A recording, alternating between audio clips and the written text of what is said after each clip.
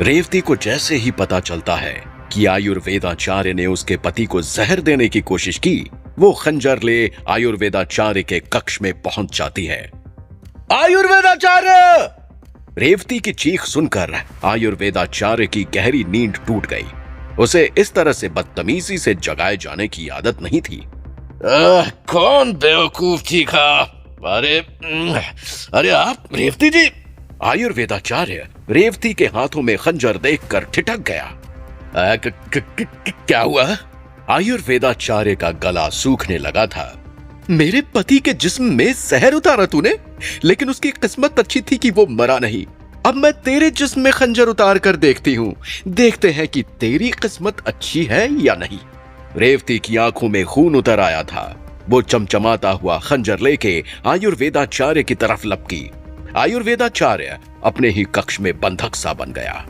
अरे बचाओ कोई इस पागल औरत से! अरे बचाओ! उसने बेतहाशा चीखना शुरू कर दिया। अरे क्या हुआ आचार्य जी? उसकी चीख सुनकर उसका सहायक अंदर आ गया। उसके पीछे पीछे ब्रह्मानंद केंद्र में काम करने वाले और भी लोग आए। किसी ने भी अंदर आने की हिम्मत की ना तो गला काट दूंगी। रेवती की बात में निश्चय झलक रहा था। सबको समझ आ गया था कि रेवती जैसा कह रही है वैसा सच में कर भी देगी।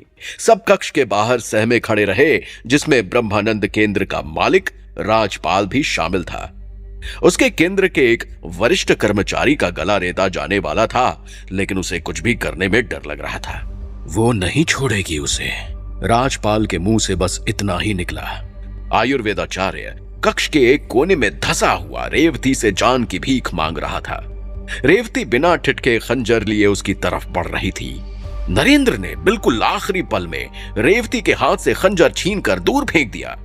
रेवती को लगा मानो वो किसी सपने से बाहर आ गई हो। शांति से बैठो थोड़ी देर, है ना? बैठ जाओ। नरेंद्र ने रेवती को कुर्सी पर बिठाया ताकि वो ठंडी हो सके। क्या बात है आयुर्वेदाचार्य, ये औरत इतना खार क्यों खाए बैठी है कि तुम्हें मारने पर ही उतारू हो गई है?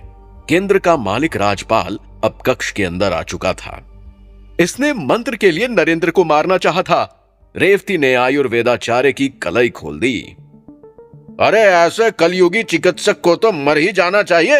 हाँ, जान बचाने वाला ही जान लेगा तो कैसे चलेगा? कक्ष में मौजूद सभी लोग आयुर्वेदाचार्य को पानी पी पी कर कोस रहे थे।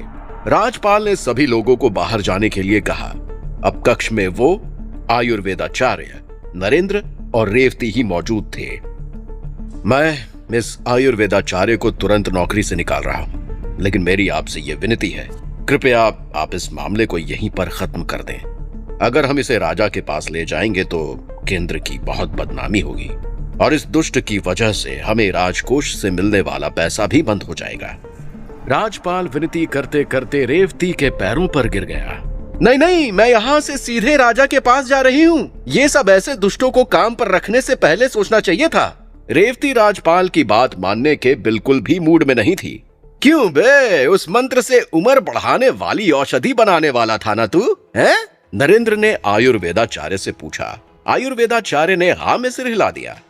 सुनिए राजपाल जी, केंद्र में औषधि का उत्पादन शुरू कराइए। इसको बेचने से जितना भी लाभ केंद्र को होगा उसमें 50% भागीदारी मेरी होगी। और इस दुष्ट को नौकरी से निकालने की कोई जरूरत नहीं है। मुझे विश्वास है कि इसे इसका सबक मिल चुका है। नरेंद्र की बातों ने कक्ष में मौजूद सभी लोगों को चकित कर दिया। ठीक है, जैसा आप कहें नरेंद्र जी। राजपाल तुरंत ही नरेंद्र की शर्त मानने के लिए तैयार हो गया। दिमाग ठिकाने है नरेंद्र, इस पापी को सजा भी ना दिलाएं। रेवती को नरेंद्र की बात बड़ी अटपटी लग रही थी। इसकी सबसे बड़ी सजा यह है कि इसे ऐसी जगह पर रोज काम करने आना होगा जहां सब जानते हैं कि ये कितना बड़ा पापी है। नरेंद्र ये कहकर रेवती को लेके कक्ष से निकल गया। अरे ये भी तो सोचो, इसमें कितना पैसा कमाने की संभावना छुपी हुई है।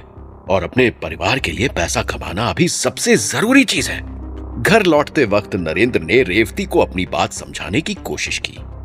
अजीब तरह से चलता है इसका दिमाग, अपने हथियारे से डील करके आ गया। पुरुषोत्तम अपने दामाद और बेटी को सुरक्षित देख के खुश थे। वो नरेंद्र की चतुराई पर मंत्रमुग्ध थे। पहले तो उसकी वजह से परिवार को सेना के हथियारों का कॉन्ट्रैक्ट मिला, अब वो ब्रह्मानंद केंद्र के साथ भी डील कराया था। पुरुषोत्तम को पूरा भरोसा था कि धीरे धीरे करके उनके परिवार की माली हालत ठीक हो जाएगी। ये आमंत्रण पत्र है, कुशवाहा परिवार की ओर से आया है। हर वर्ष की तरह इस बार भी वो जंगली जानवरों के खेल का आयोजन कर रहे हैं। मैं चाहता हूँ कि इस बार अपने सिंघल परिवार की तरफ से तुम लोग इस आयोजन में शिरकत करो। पुरुषोत्तम ने रेवती और नरेंद्र को आमंत्रण पत्र थमाते हुए कहा, लेकिन पिताजी, जाना तो आपको और माँ को चाहिए। रेवती इतने बड़े आयोजन में परिवार का चेहरा बन के जाने से थोड़ा हिचक रही थी। मांडवी ने उससे कहा कि उसे घबराने की कोई जरूरत नहीं है। कुशवाहा परिवार का जंगली जानवरों का वार्षिक आयोजन जम्बू राज्य के सबसे बड़े कार्यक्रमों में से एक था।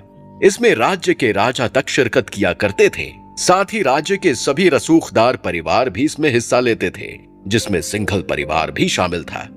कितना बड़ा आयोजन है ये, जहां तक देखो लोग ही लोग बैठे हुए हैं। रेवती आयोजन की भव्यता से थोड़ा घबरा सी रही थी।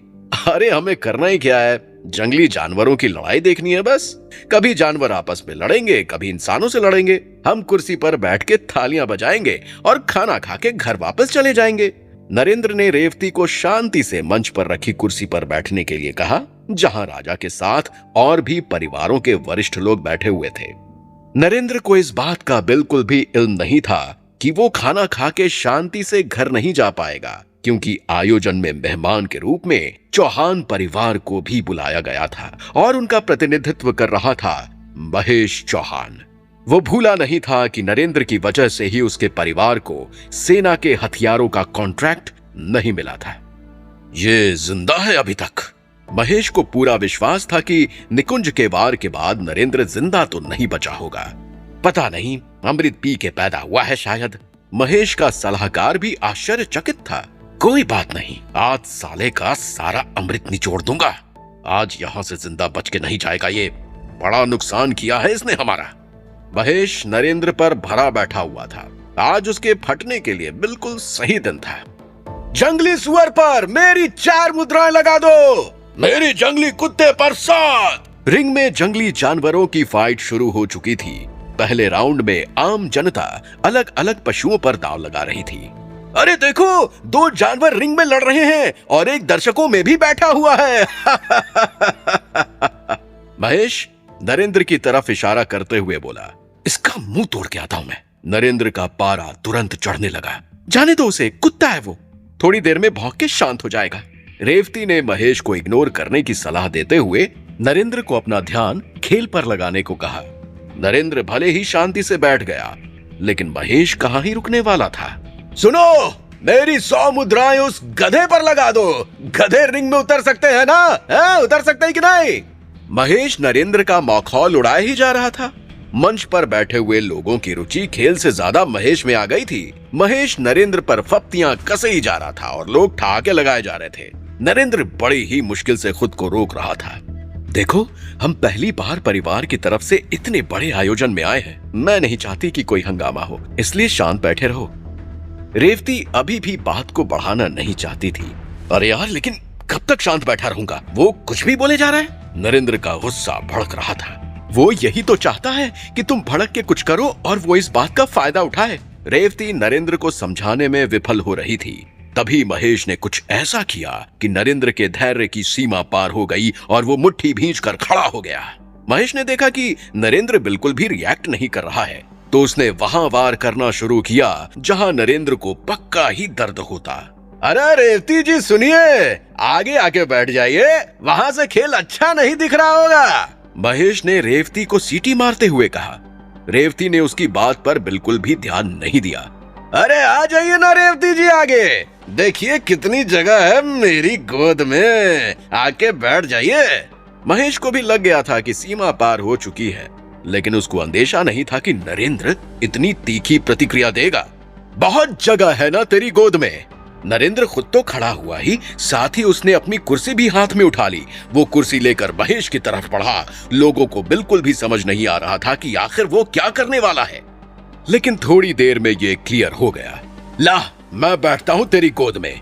नरेंद्र ने महेश की जांघ पर कुर्सी रख दी और वो खुद जमकर कुर्सी पर बैठ गया। ये सब नरेंद्र ने इतनी तेजी से किया कि महेश को कुछ करने का मौका ही नहीं मिला। अरे हट हट, अरे पागल है क्या? महेश दर्द से चीख रहा था। ये इतना भारी कैसे हो गया? महेश ना तो अपने ऊपर से कुर्सी हिला पा रहा था और ना ही उस पे जम के बैठे हुए नरेंद्र को हिला पा रहा था। महेश को दर्द से चीखते देख लोग उसकी मदद करने आए, लेकिन वे सब मिलकर भी नरेंद्र को हटा नहीं पाए। महाराज, आप ही कुछ बोलिए इसे, महाराज। महेश ने राजा से मिन्नतें की। नरेंद्र अपनी कुर्सी लेके महेश की गोद से तब तक नीचे नहीं उतरा जब तक उसे जम्बू राज्य के राजा ने ऐसा करने का आदेश नहीं दे दिया।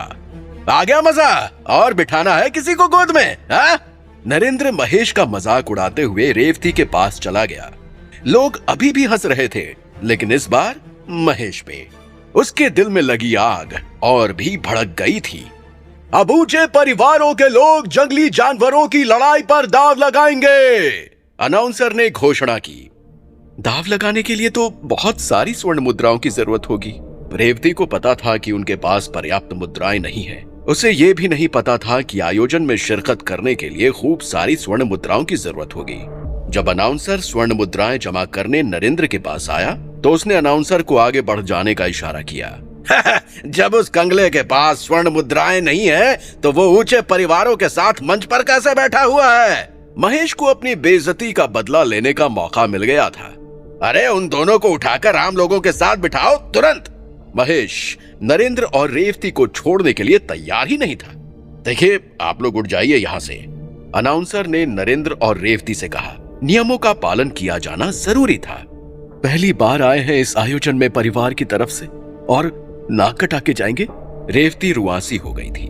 नरेंद्र से उसकी हालत देखी नहीं जा रही थी। मुझे कुछ मुद्राएं उधार दे दीजिए। नरेंद्र ने कुशवाहा परिवार के मुखिया सार्थक कुशवाहा से मिन्नत की, जो इस आयोजन के कर्ता धर्ता थे। उन्होंने भी नरेंद्र की बेइज्जती करने में कोई कसर नहीं छोड़ी। ये ले रख ले। सार्थक ने नरेंद्र को इतनी कम मुद्राएं दी थी कि वो किसी ताकतवर जानवर पर दांव भी नहीं खेल सकता था। महेश ने खूब सारी मुद्राएं उड़ाई और एक चीते पर दांव लगाया। नरेंद्र सारी मुद्राएं गंवाने के बाद भी एक जंगली कुत्ते पर ही दांव खेल सका। चीता और जंगली कुत्ता रिंग में उतरे। अभी कुछ ही पलों में मेरा चीता इस कुत्ते की खाल उतार देगा। दर्शकों में बैठे सभी लोगों की तरह महेश को इस फाइट का रिजल्ट पहले से ही पता था। कुछ पल तक तो जंगली कुत्ता अपनी जान बचा के रिंग में चारों ओर भागता रहा, लेकिन जल्द ही वो चीते के पंजों के बीच में आ गया। चीता जैसे ही घुर्राया, उसके नुकीले दांत देख के नरेंद्र के प्राण सूख गए। जल्द ही वो दांत कुत्ते की गर्दन को चीर देंगे। नरेंद्र को बड़ी हताशा महसूस हुई, क्योंकि वो कुछ नहीं कर सकता था। दर्शक दीर्घा में बैठे बैठे वो खुद को हारते हुए ही देख सकता था और महेश को जीतते हुए। ये बात उसे और भी ज्यादा परेशान कर रही थी। क्या नरेंद्र बेइज्जत होकर वापस जाएगा या उसे मिलेगा एक और मौका अपना हुनर दिखाने का? जानने के लिए सुनते रहें पॉकेट एफएम।